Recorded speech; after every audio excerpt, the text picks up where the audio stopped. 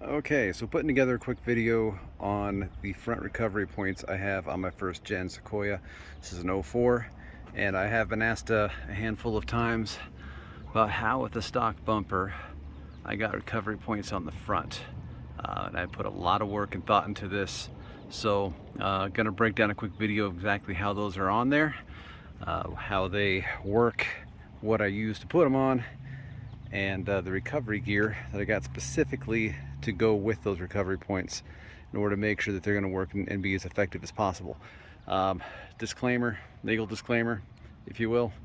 I am not an expert at this. I am not an engineer. I do not claim to have any expertise in this whatsoever, but what I do have is a knack for overthinking everything and really putting a whole lot more thought into stuff than I probably need to. So kind of break it down for you. Why the recovery points in the front? Obviously, if you ever get stuck, you need to get yanked. Just having the tie down points in the front are not ideal. You can use them, a lot of people do, especially the passenger side, but doing something a little bit heavier duty, it's going to work out quite a bit. I was actually up in Roosevelt National Forest this past March. Got up above snow line. I was with a buddy of mine in his Rubicon Gladiator, and just started thinking, you know, as the mud and snow began to mix, if I were to get stuck, it's going to be a little tricky getting out.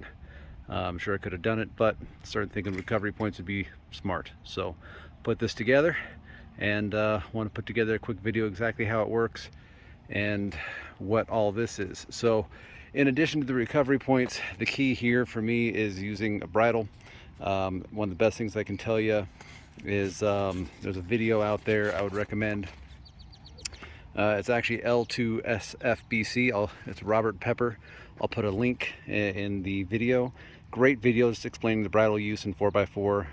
It's actually titled "What You Don't Know About 4x4 Bridles," and it explains how to reduce but not have the recovery load on your recovery points, and using his math, because math works.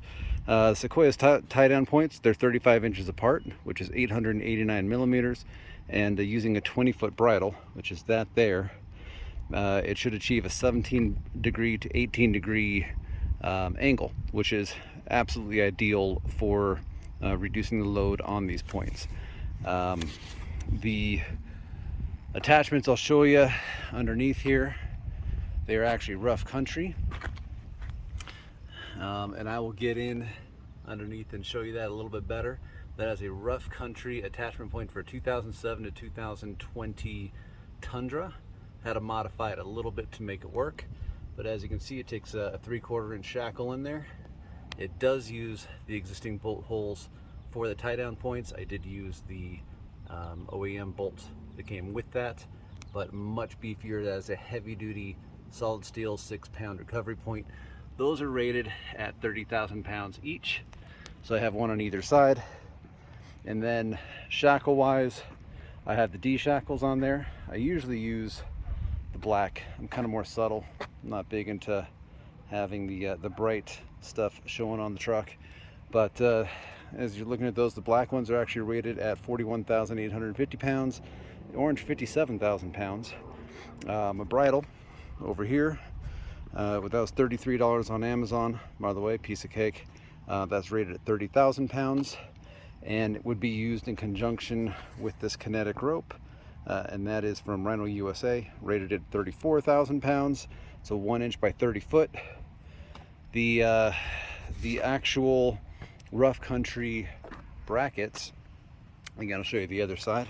I got those off of Amazon. Those are rated 30,000 pounds and only $70.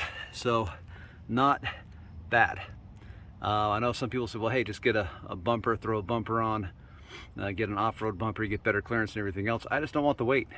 Do a lot of overlanding, load this thing down with a lot of weight going into the mountains for extended periods of time, and do not want that much weight up front or in back. So I needed to find another option for recovery points. So what we're going to do here is actually throw the bridle on. There you can see how that looks and how it works. I'll get underneath, give you a little better view as well. We'll kind of go from there. Okay, here's a close-up of the bracket, rough country bracket. Like I said, this is solid steel, quite thick, very heavy duty, and like also I said, it was made for 2007 to 2020. If I have not said that, it was made for 2007-2020 Tundra, which means it had one bolt here and one bolt here. However, that does not work for our first gen Toyotas, our Sequoias. So I had to actually drill out this one here and bolt it in. So instead of having the two bolts here, I got the two bolts there. So my thought, that is flat steel on steel. Would that compromise some of the 30,000 pound working load limit? Maybe. Realistically, and we're talking minimal, and I doubt that's going to be my failure point by any stretch of the imagination. Other thing is, so this is the model RS145. You'll actually see an RS146. I had them both at the same time and was trying them out. The 145 says it is not designed to work with an aftermarket bull bar, where the 146 says it is. I went with the 145, the one designed to not work with an aftermarket bull bar. Even though I thought the other one was going to work better, because my concern was right here where the rope is going to catch the underside of the bumper right there. So I actually thought with this coming up, it would, with the rope, might actually cause an issue. You'll notice these tabs here all the way across no longer have the hook that comes down, which would definitely grab the rope or the bridle as it works.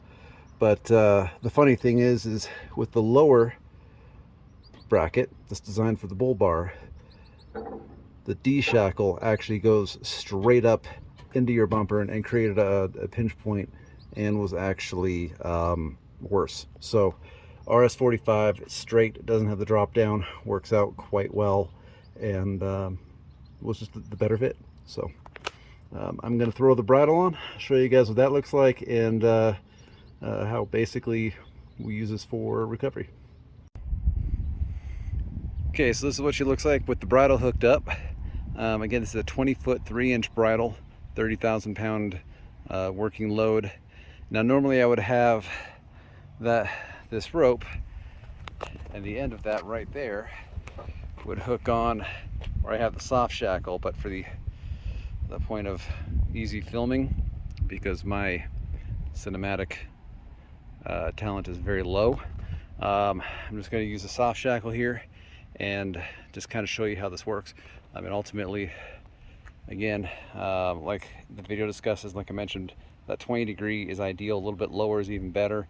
15 to 20 degrees is kind of the general consensus of where you want to be.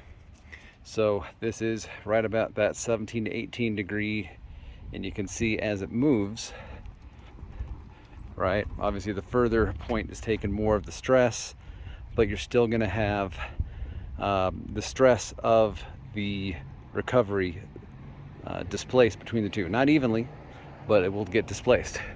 And you can roll through all the way, right?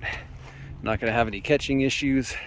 Now, under load, might have an issue, but that's kind of what we're looking at. So from here, I'm actually going to get underneath, and I brought an assistant here today. So I got the boy. The boy's going to come over and help out. Okay, so back underneath with the bridle attached. You can see how it attaches here. And on that side. And where the clearance is going to hit. So coming up here, you'll see why again. I cleared off these tabs, make them a little bit more rounded and flat, so that it will just slide a little bit easier. But as you'll see, the only one that really comes into play is the first one right here. And I actually put these plastic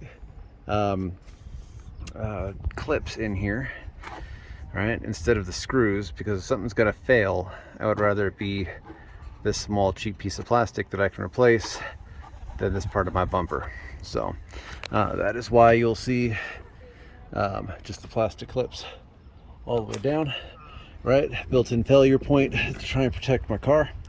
All right. So this is what it looks like. And when it starts moving, I'll show you what this looks like. So I got the boy out here helping out. There's the boy. So you can see how it slides across. Right.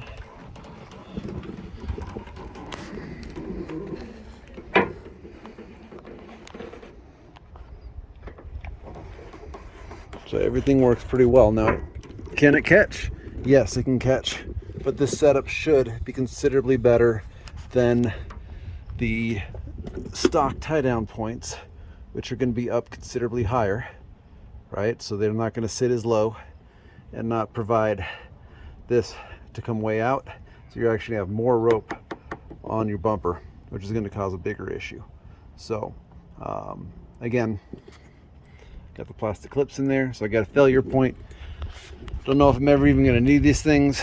This Sequoia has never gotten stuck anywhere.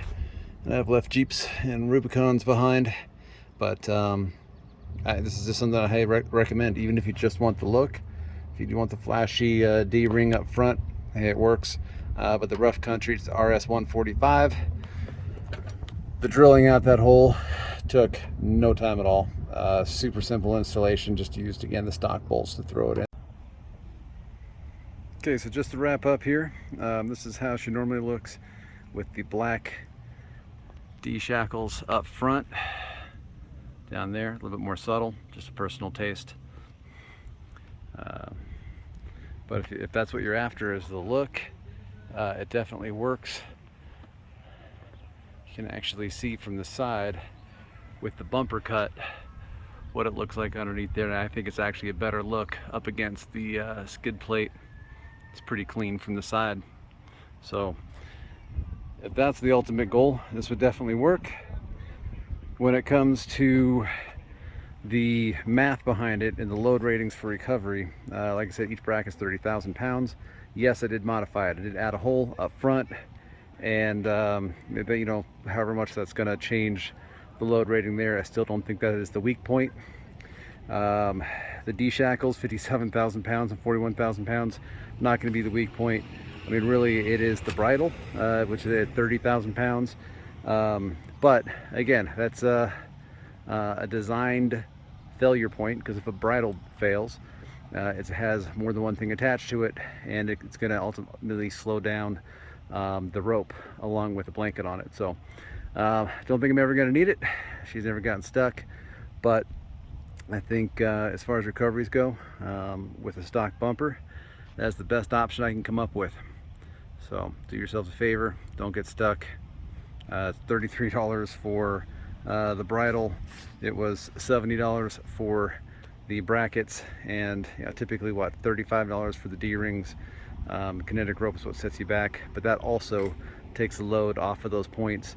So between the Bridle, splitting some of that load, the kinetic rope, and just dig yourself out a little bit and do a soft recovery, those points should hold up to just about anything I'm going to need. Hope you all are good.